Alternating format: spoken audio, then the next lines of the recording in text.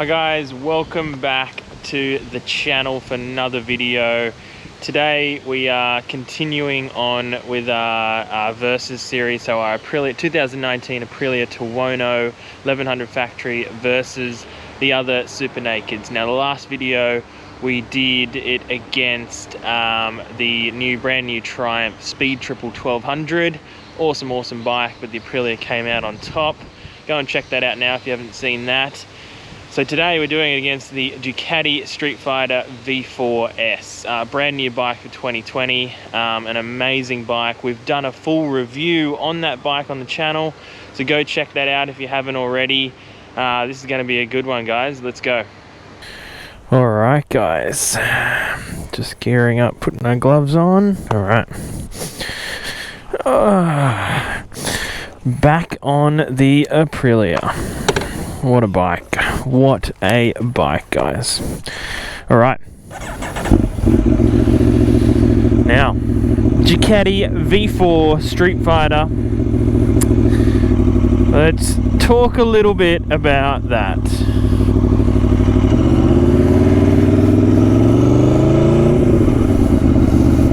All right, so starting off with the ergonomics and the seating position, how comfortable each bike is, and this one's a little bit of a interesting sort of match off because they're both very similar. It's been a little while since I've been on the Streetfighter. It was a few months ago now, but what I will say is that the Aprilia is definitely more racy seating position. Again, this is a chopped up RSV4, where the Ducati is more of a purpose built a Streetfighter. So I believe that the handlebars are a little bit more upright on the Streetfighter. These ones are a little bit more leant over, so a little bit racier. A little more pressure on your wrists. Not a heap, not a lot. It's not as upright as the Triumph, the new Speed Triple. It's a little more leant over than that. But definitely, this is the raciest of, I think, all the Super Nakeds at the moment.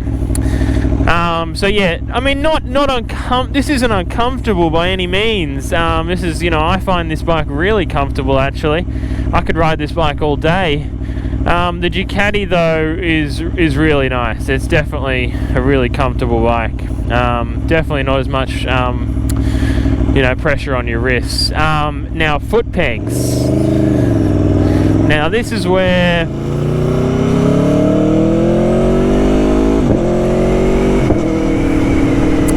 the foot pegs, I think, are in a pretty similar position.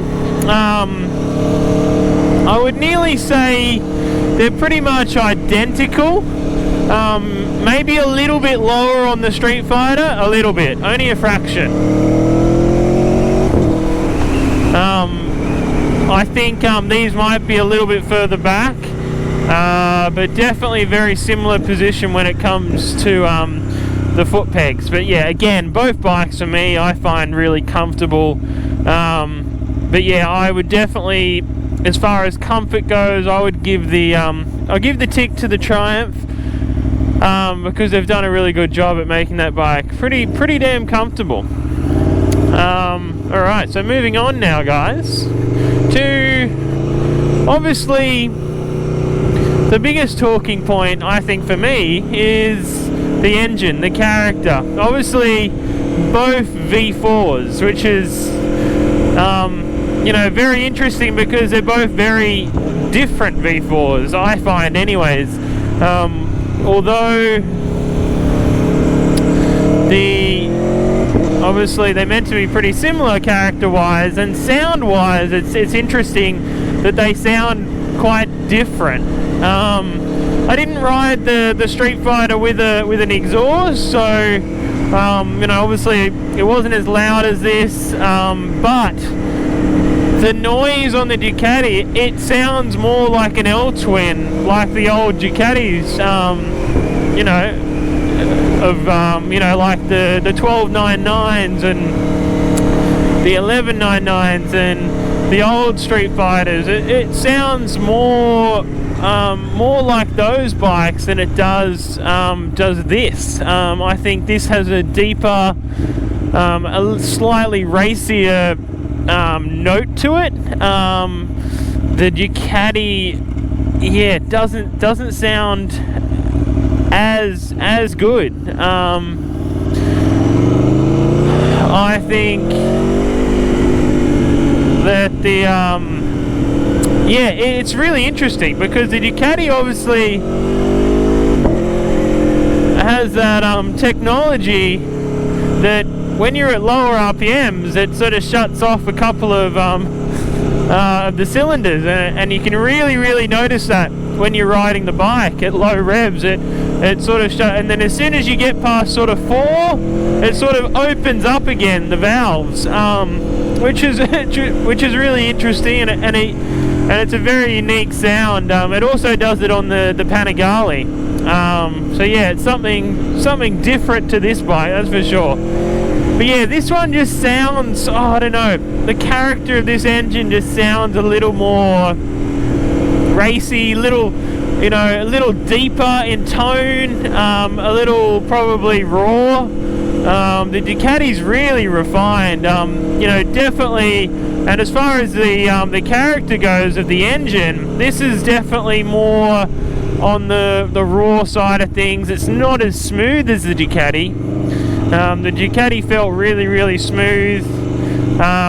So it's an interesting one because it's really up to what you like in a motorcycle.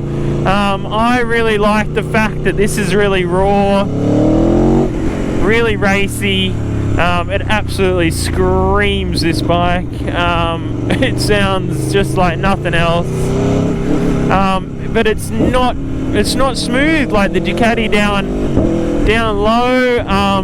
You know, it's quick shifter on the Ducati is probably a little smoother. It doesn't have that same aggressive feeling of this quick shifter. Again, I haven't ridden it with an exhaust, and that does change the character of the bike. I'd love to ride one with an Akrapovic full exhaust. But yeah, this bike is just amazing. Alright, so talked about obviously the seating position, the comfort, the character of the engine. Now let's talk about the handling.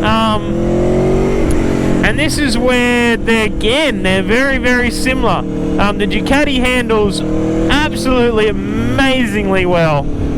It's one of the best handling bikes that I've ridden in a long time, especially as a naked bike.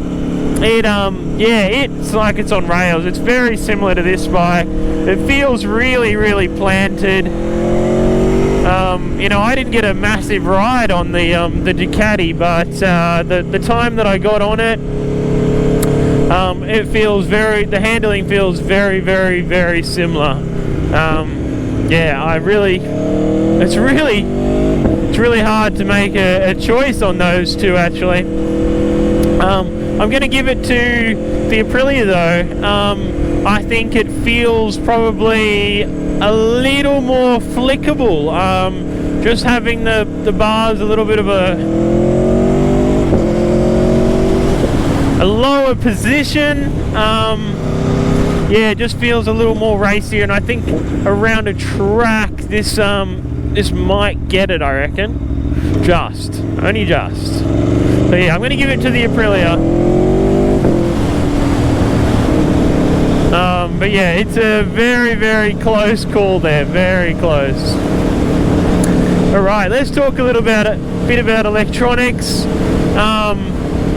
Obviously they have, you know, the S has has the semi-active OLED suspension. I believe it's the same that's on this bike, which is really cool, having this exactly the same spec OLEDs as that bike.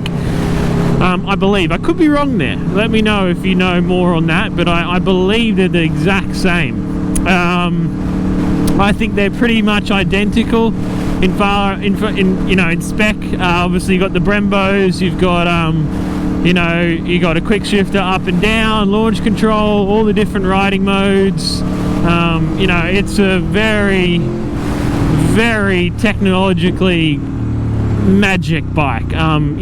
I think I do believe the dash on the Ducati is better than this one. I will say that. I think the dash is just like it's amazing. It's so clear. It's a little bit harder to use than this one though. I found myself kind of stumbling to try and find how to change everything on it, so it is quite, I'm sure once you get the hang of it though, it's quite easy, but I like this operating system a little bit better. Feels a bit easier to navigate through everything. But I will say it is pretty. That Ducati dash is very, very nice. This one's really nice as well, and especially the new model that's come out. I think it's even better. Obviously the new one's got a fuel gauge and all the rest of it. Ducati doesn't have a fuel gauge. It's just got, same as this pretty much. But I do like the way this one's sort of laid out. It's got all the information you'd need right in front of you. But as far as probably prettiness, I'd give it to the Ducati. But this is very functional. It's very nice still. Alright, oh nice Bentley. Some nice cars around here. Alright, so the last thing that I kind of want to talk about, and we're gonna stop down here. I want to talk about the looks.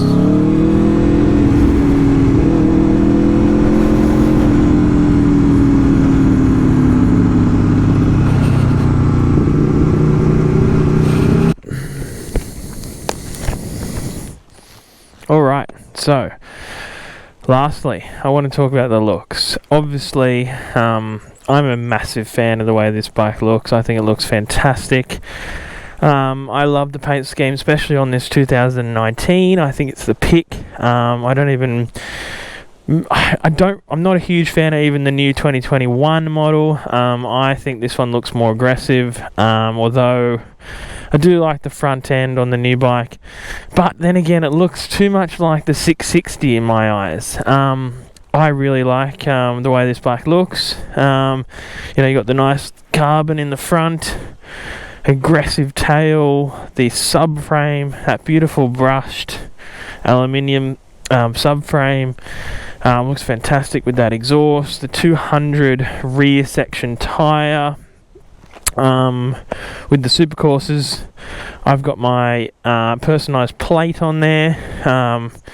It's just, I think, a fantastic looking bike. Now the Ducati, on the other hand, also is an amazing looking bike, and I love it in the black, the matte black. Well, it's sort of like a satin black. I'll throw a photo up now, but I absolutely love it in that black colour. And that's the colour I would go for. I wouldn't go for the red, as much as everyone says, you got to go, if you buy a Ducati, you got to go for the red bike. But for me, it's a hard one. I do really like the way the Ducati looks. I think this could look a bit dated to some people. And I'm going to give it to the Ducati. I think the looks wise, the Ducati does take it, but again, I think this looks amazing. You can't go wrong with either bike, really. Alright guys, last but not least, the price. Let's get on the bike and go back up the hill and talk about that a little bit. Alright, look at that dash. Oh, this pipe just sounds so damn good. Alright. I just stumbled across this area actually. There's some Absolutely amazing homes up here.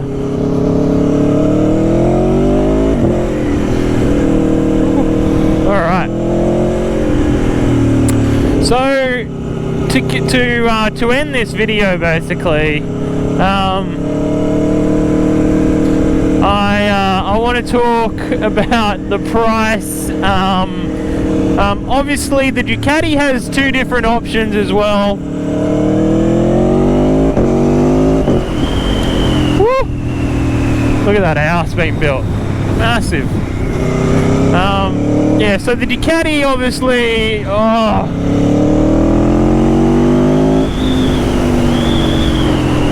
the Ducati has two options. It has the base model, which is about $29,000 right away here in Australia.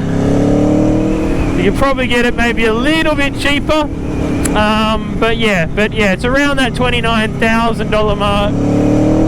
A lot of money when you don't get the electronic suspension, the O-lins, and you know, everything like that. But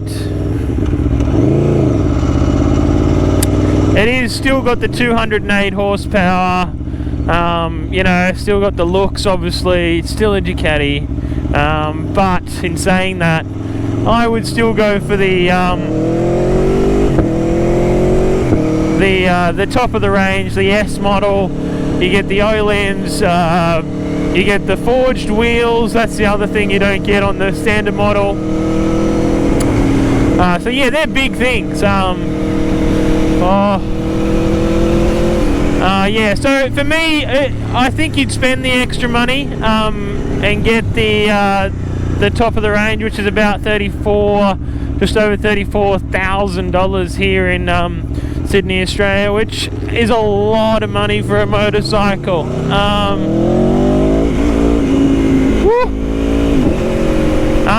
But I think it's worth it. I do think it's obviously one of the best bikes you can buy. It's very refined, it's very fast. The electronics on the bike are amazing. You know, I've heard things that, you know, like full throttle with the wheelie control on, keeps that front wheel down, and doesn't cut as much as this bike. So this one, if you go full throttle, it's always fighting to keep that front wheel down. It cuts the power a little bit. But then again, that's the character of this bike. That's what makes this bike. Oh, that V4. Listen to that. Listen to that bike.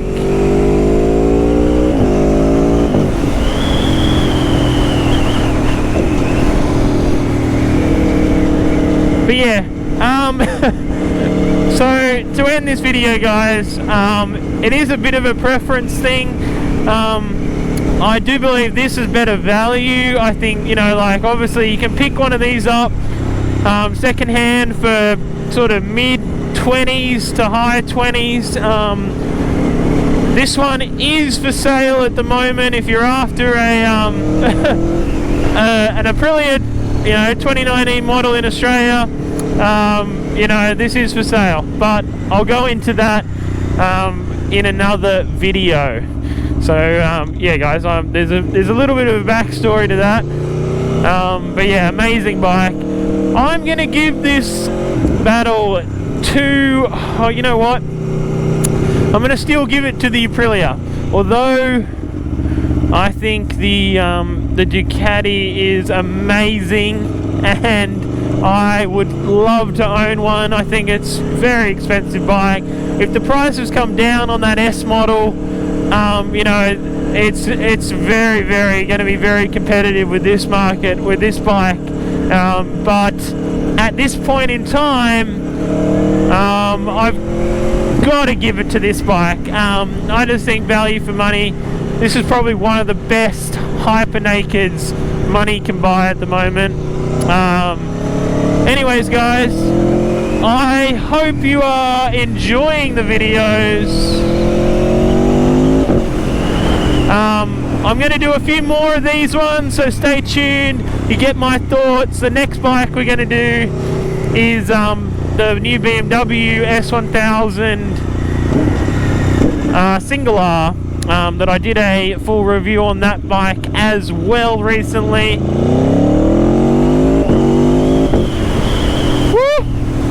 Alright, so guys, thanks for watching. Don't forget to hit that subscribe button if you haven't already, and I'll catch you guys for the next video. Thanks.